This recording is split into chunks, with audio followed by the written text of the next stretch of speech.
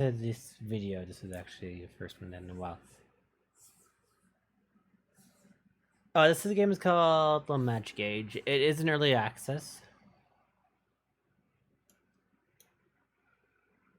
So we're gonna go over what it brings, what it has in it, and everything. Anyway, how far they are and stuff like that. So regularly this is on sale right now for about $5, which is actually I think is a good sale for this game. Regularly it's like about 15 euros, which is not bad. About £12 around there.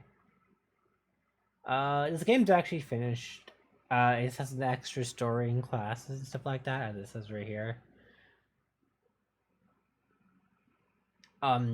That's gonna take a lot of time because it's a D&D based game. And what happens is usually with a based game is balancing out class, feats, items is very difficult within the limitations of what they have and everything. So this is very close to classic D&D though, in that nature. So we have adventure mode, arena, and the workshop. Workshop right now mainly has stuff like pictures and stuff like that, portraits. Adventure mode is where you're actually traveling. And arena is where you have a battle mode where you battle. So arena is easy to show. So here's the... Sorry, it's a bit loud.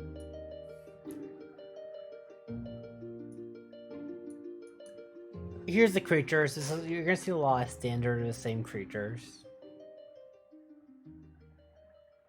I think what they're gonna do, if they're gonna add more to it, it's going to be a DLC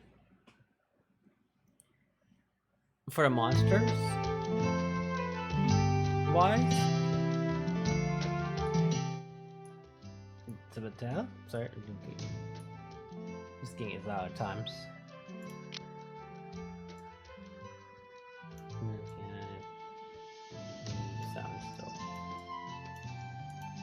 Alright, and so, like, okay, standard monsters aren't bad. They could be used more creativity to them. But now you have the classes, pretty much, which are...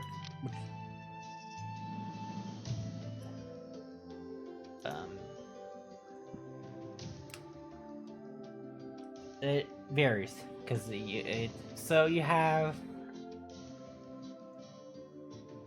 the... dice system set up before you play, which is nice. That's what I'm looking for. And you have this. You have the character list. You can create your characters. You party name right in the corner. The standard stat system, which is strength, melee rolls, stuff like that. Primarily, carry rate. Dexterity's coordination, stuff base skills, which general, which is range attack, AC, which is actually defense, which is armor class, which is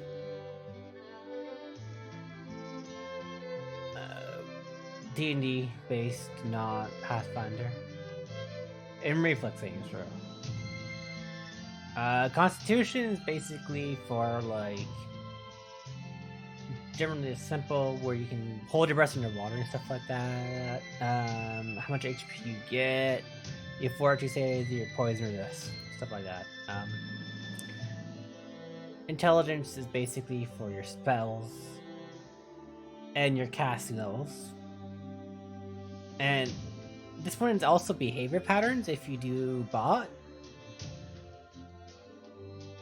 So it's quite interesting. The more intelligence you have on a character, the smarter the bot's gonna be gameplay wise.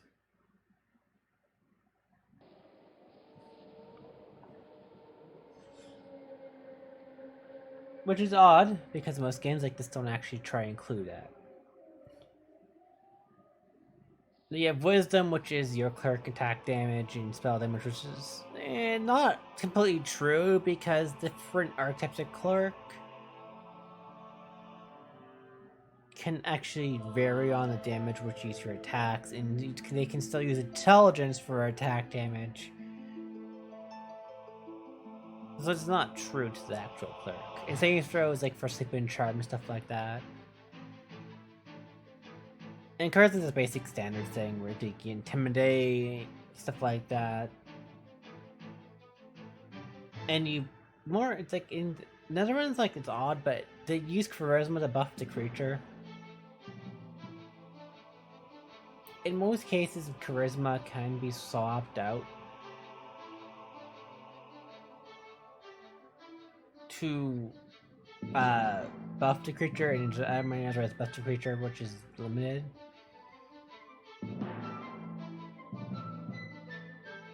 So AC is deceptive right now.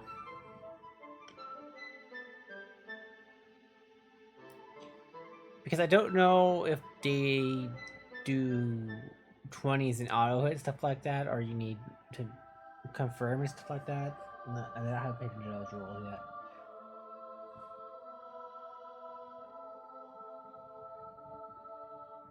But generally, this one's is with the higher AC you have, the more chance you have not to be hit.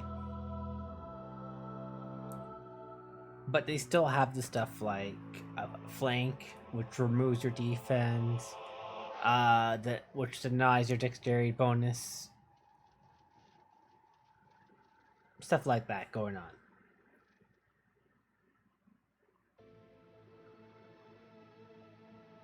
There's your fortitude, your reflex, your will save, pretty much. Will save is anything mind affecting. Reflex is generally AoE, stuff like that. Like tossing like spell abilities, and fortitude is basically with like health based stuff. So VCs we have attack. Now attack, I'm not really sure how they're gonna go what does this. Because attack does vary. Some certain extent on most cases.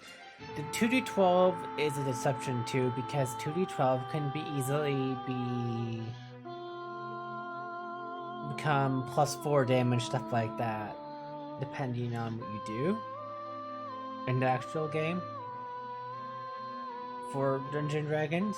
So it's not that really there. And critical can also be automatic if you do it right too. This is really varying, and it also depends on the size of the weapon too.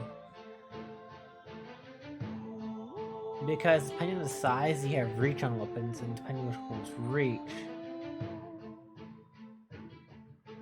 you get distance, so it really varies. The skills, I'll get more into when I get in the sheet. Then you have defeats, which are gain every certain amount of levels.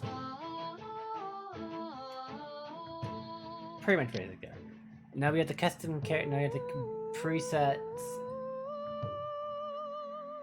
And then the custom. So I'm gonna do custom because I actually know what I'm doing. So we have the standard races.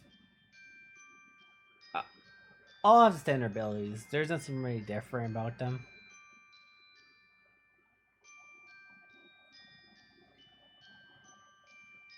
The standard set, everything. So you don't need to go through them.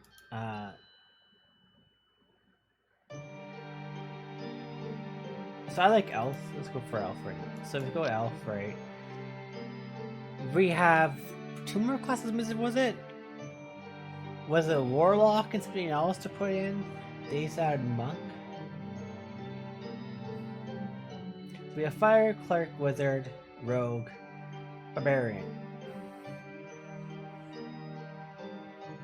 Again, those are the basics. That's all you need to know about those ones, because there's not much to it. All the feats are pretty much, if we go through it.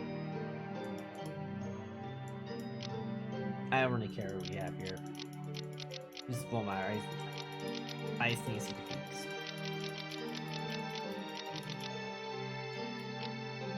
So, here are feats. Generally, there's all simple feats. I can quickly explain them what they do. And the general stuff what they have for currently. Those are easy. So we have general feats above, improved initiative, which is yours basically who attacks first. Quick draw lets you equip a weapon for free. Toughness gives you plus 3 HP and plus 1 every level. Great Fortitude, Iron Will, Lightning Reflexes is basically improve your resistance stats. Some Siren instances improve defense. It just improves all.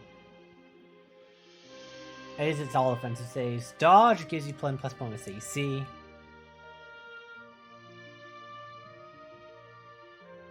That's not very much. Mobility is actually the better ones. Plus 4 to dodge, opportunity against opportunity attacks. So whenever you're within a friend area space and you're fighting someone, and say you move your character in a square, they provoke to attack of opportunity, you get plus 4 defense. Pretty much if they attack you back. Opportunities that cause attacks, attacks opportunity. Against opportunity. Yeah, stuff like that. So again, this has a general basically of it. Improves sneak attack, it just adds your sneak attack. And its Terrifying Rage is basically intimidate your opponents for a certain amount of rounds on dice roll, which is not that much. About 2 minus attack, 2 minus stuff like that, not about most.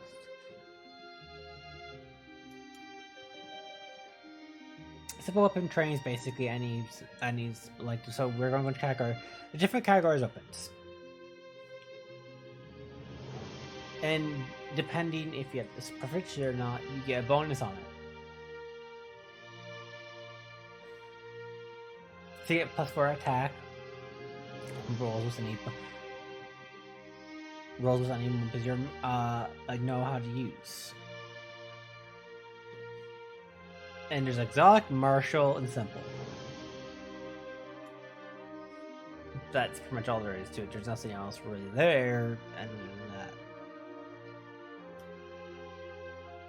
There's different categories on what you can use them for, such as a hand crossbow is one-handed, where an actual heavy crossbow is two-handed. A dual axe is, or for a primary arc weapon, is two-handed. So what happens is usually with that one is when you're proficient, you get 2 attacks that weapon because it's a double weapon. But the thing is, the secondary attack, depending on what you use from your feats, strength or dexterity, and there's like a feat for it, you get a half the bonus on there. Pretty much added. Now there is certain conditions where, I'm gonna go down here where it's gonna make more sense. So we're going through all. Weapon focus is basically 1+ bonus attack rolls. So think +5. So and then on top of what you already from your class. And then grapple focus is another +1.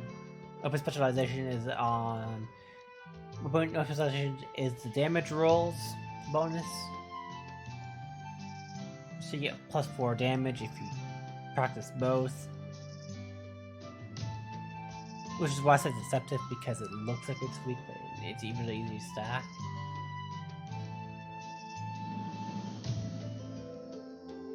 So instead, this is double crit rate on all weapons. If the components is already doubled, and as a matter of fact, it's a +5 instead. So again, still double crit rate, so 10, 25%. So 1 in 4 hits. And then with another one, that's about 30%. So you're talking about 1 in 3 hits. Which is very,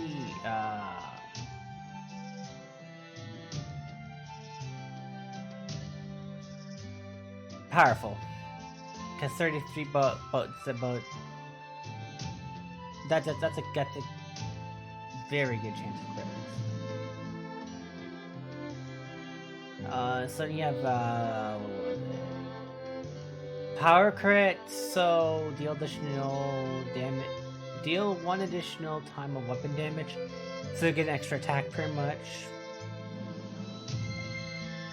You criticals cause bleed, crippling, so they can't move properly. They're stunned. And critical mastery basically gives you the ability to use 2 extra effects. And then this is increases the multiplier.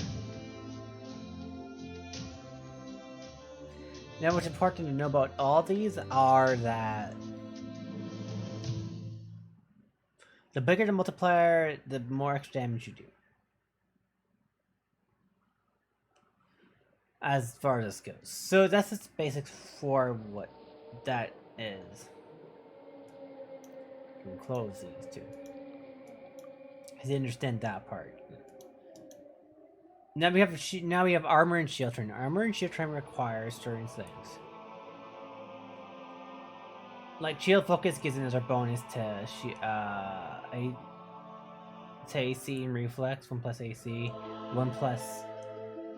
So 2 again. Like I said, it's stacking. And there's light, arm precision. There's heavy.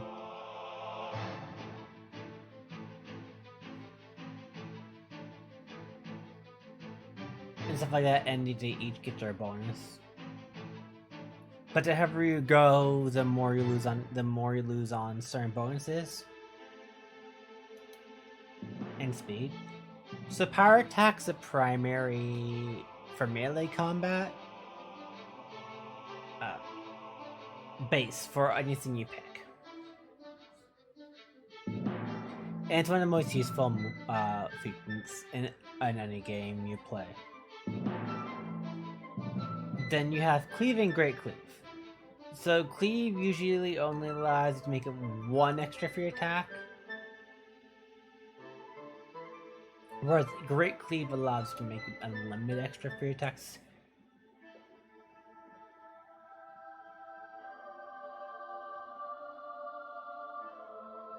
If you kill them, which is nice. And Improv Cleave also knocks down triggered. Sorry, my skin's dry. And also gets knocked down, which you get a bonus. Pretty much. Sweeping strikes, same thing. But he's per day, which is not that bad because character level. So at most you're gonna get about 6 uses out of it. So about 12 uses per day, which is pretty good.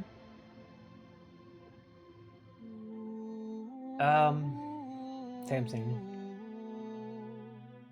But there's no penalty, so there's no minus 2 attack, pretty much. And then you can upgrade to eventually it affects the more squares around you, so it's good. And if you have mobility into that, you have Whirlwind.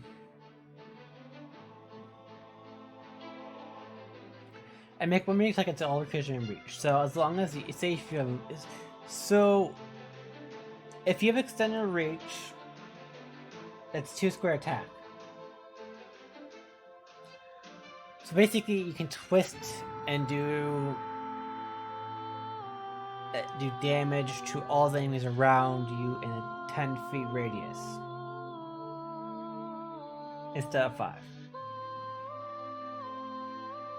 Fatal Strike, same thing. You deal twice the number of damage on a single attack. It's basically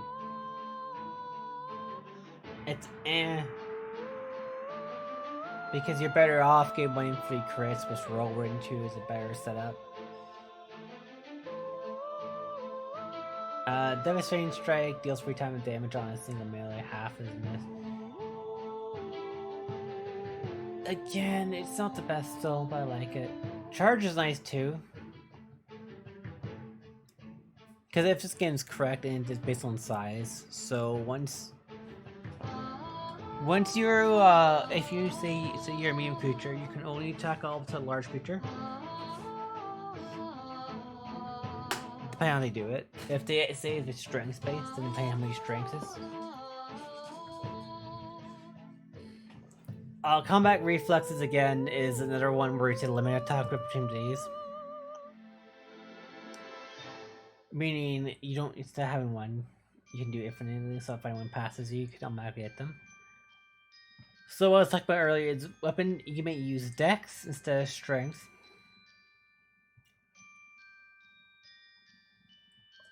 On light weapons with Finesse. Or Finesse weapons, pretty much. Which is nice, and as I've said, that's when it comes switching out the abilities.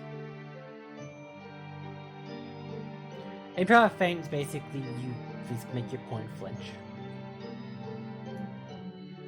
Just going through the basics, so they're understandable. Can't open fighting means like you could use 2 hands without large penalties as you move along it. It's just to reduce the penalties, that's all it really is there for. So you can carry 2 claymores and have reduced and not have a big penalty. The same thing, weapon defense bonus for 2 weapons.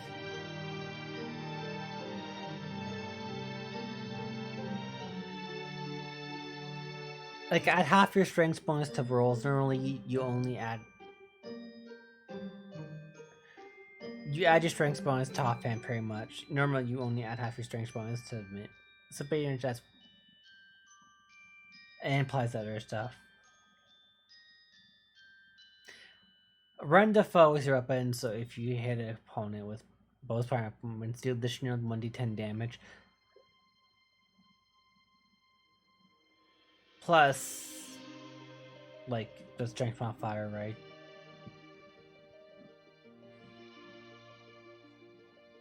So that's when you start going there, pretty much.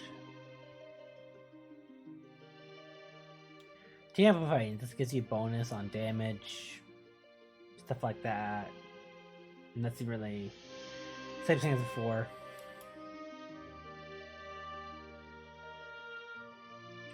Okay, skills plus additions, basically you get bonus in skills, nothing more. And then you have point blank, precise shot, improved precise shot, rapid shot, all of those. Just many ways you can use your arrows, like deadly aim, crossbow sniper. The only unique one in that whole list is Zen Archery, which allows you to use your wisdom instead of dex on attack rolls. It's for monk. And then you have the Combat Mastery, which is improved trip, grapple, drag, overrun. Which is the whole thing for like wholesale combat. But grapple is really bad. Trip is not very good later on. Especially when you rush these larger creatures. Bull Rush is good. Overrun and Drag is good because terrains don't really kind of affect you in that way. Something like that.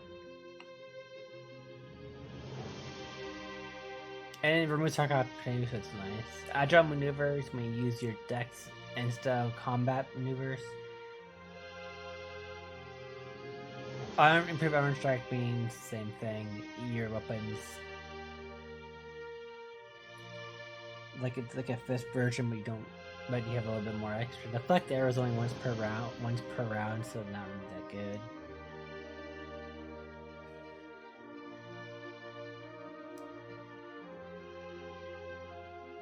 Okay, then it's not Tails catching it, stunning fist, and stunning them pretty much. Because there's not really much. And there's that. And there's the spells, which we just need to go on a current character sheet, which you already have.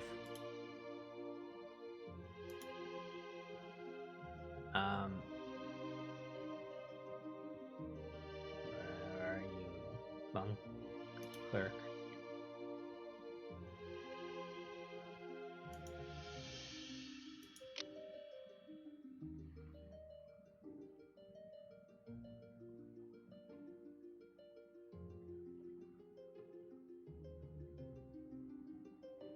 It's also kind of show you a minute. It's just I need to figure out something very quickly. Party formation, which you can organize. Skills pretty much are simple: intimidate, bluff, sense motive.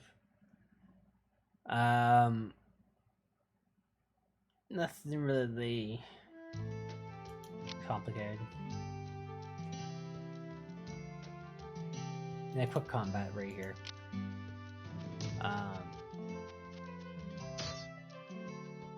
See how there's a rat there. Who am I using right now?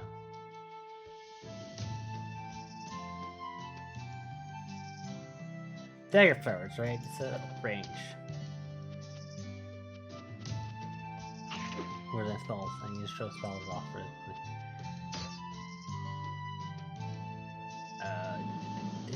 Where are you?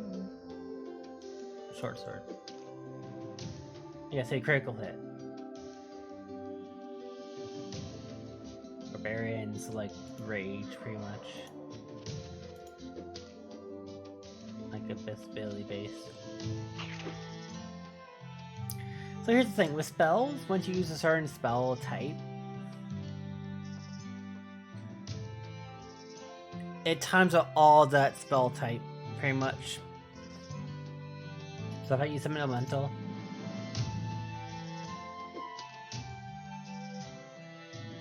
and then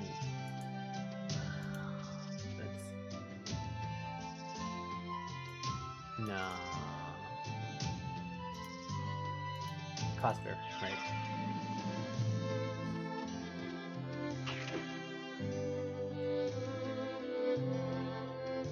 I'm not going to die here, so I don't really care.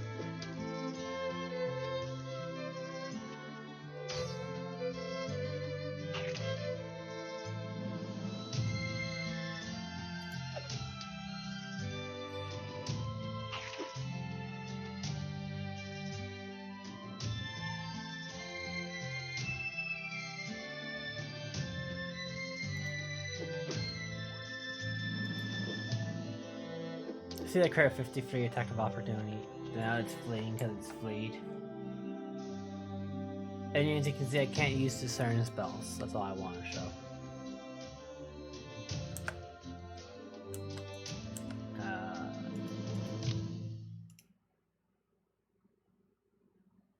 Yeah, so that's all this game really is there for.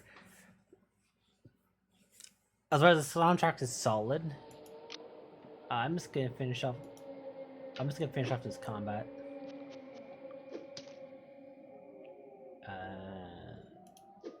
So I can get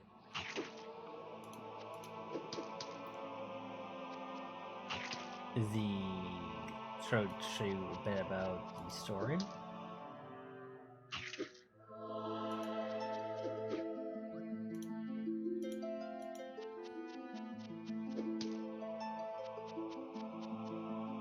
What do you have on you? Oh, the great axe. Yeah, see, the great does a lot more damage than it looks.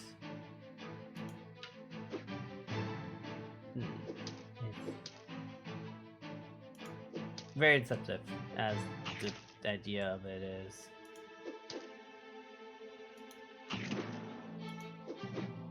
It's like trying to play League of Legends in a way.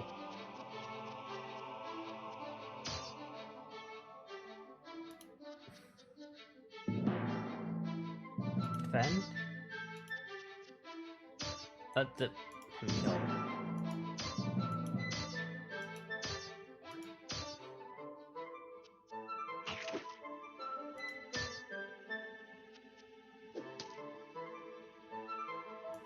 Defeated, we got glory points, which get us lower crafting cost, which is nice. Better price sales, better sales, and more glory earned, which doesn't really matter. Then you have the shop, pretty much where you can buy your stuff, like, and it gives you certain bonuses. And the more you play, the better a shop becomes, and you can. And the more you get better, the more you craft, pretty much. Like you get magical, and then your standard gear. Not very much here. And then you have adventure mode. What you actually go buy the craft material, by the way. And stuff like that. You can do missions. Recruit. And you travel around to different marketplaces and sell stuff, pretty much. And then you can get the craft and crafty stuff like that. And each town has different missions, different pricings. Like there's different stuff available to you.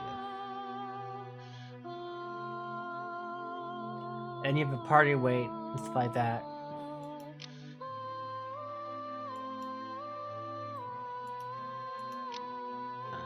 And travel is pretty simple. You just go like this to your missions. And if you're too strong, then he's green and run away.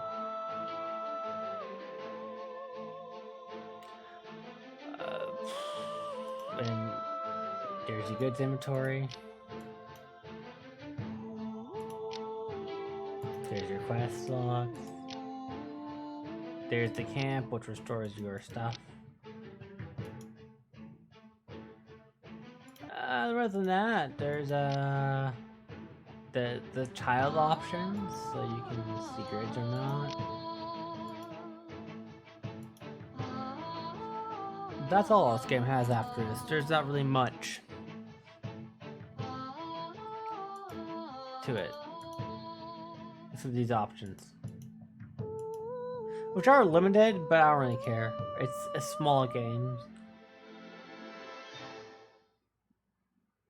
So that's basically the overall review and breakdown of Low Magic Age. So yeah.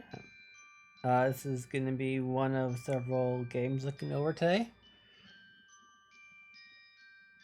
And thank you for who's on here is live still watching. And anyone on YouTube, if you're actually interested in playing this game, it's on Steam only right now. It's exclusive Steam, unfortunately. So yes, I'd like to review.